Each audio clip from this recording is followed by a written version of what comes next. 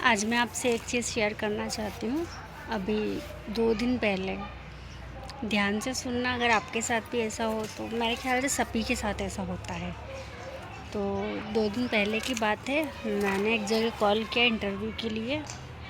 मुझे जॉब की ज़रूरत थी तो मैं जॉब सर्च कर रही थी, तो एक जगह से मुझे नंबर मिला एक कंपनी के।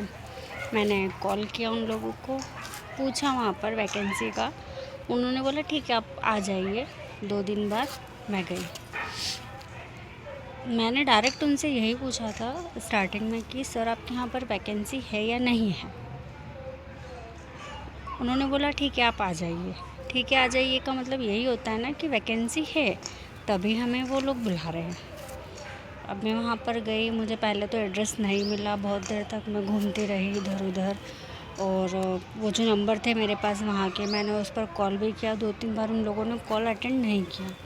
उसके बाद तीसरी या चौथी बार में उन्होंने कॉल अटेंड किया और मुझे एड्रेस बताया, मैं वहाँ पर गई।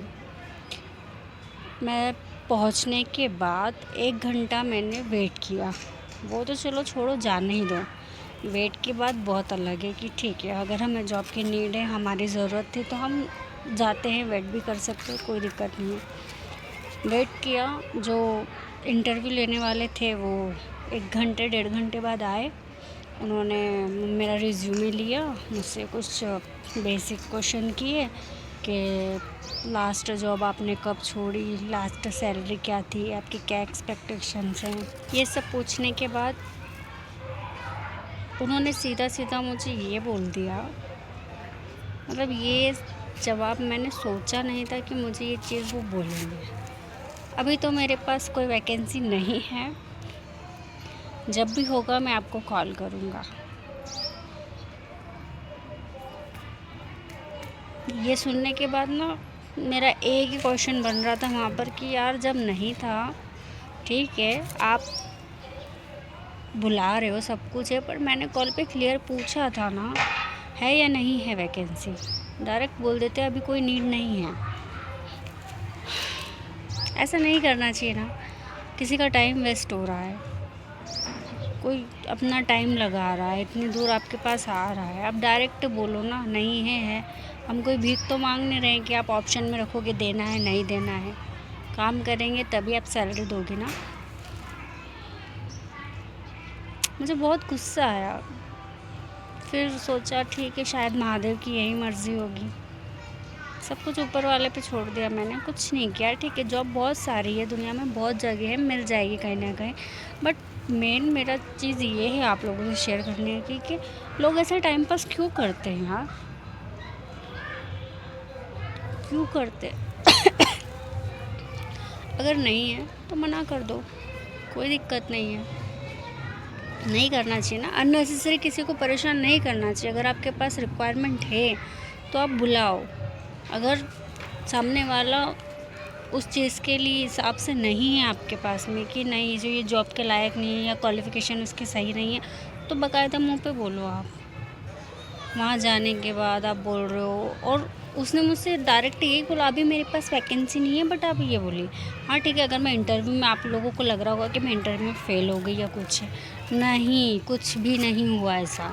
उसने मेरा रिज्यूमे बाद में देखा, मैं बैठने के बाद वो बोलता देखो अभी तो ज़रूरत नहीं है, बट फिर भी आप अपना रिज्यूमे दे दीजिए मुझे, और आपकी लास्ट सैलरी क्या थी, आपने वहाँ से क्यों छोड़ा, अच्छा अभी आप क्या करते हो, कहाँ से आए हो, घर में कौन कौन है। मतलब ये बेसिक क्वेश्चन वो डायरेक्ट मुझे रिजेक्ट करने के बाद पूछ रहा है। सोचो मुझे कितना गुस्सा आया होगा।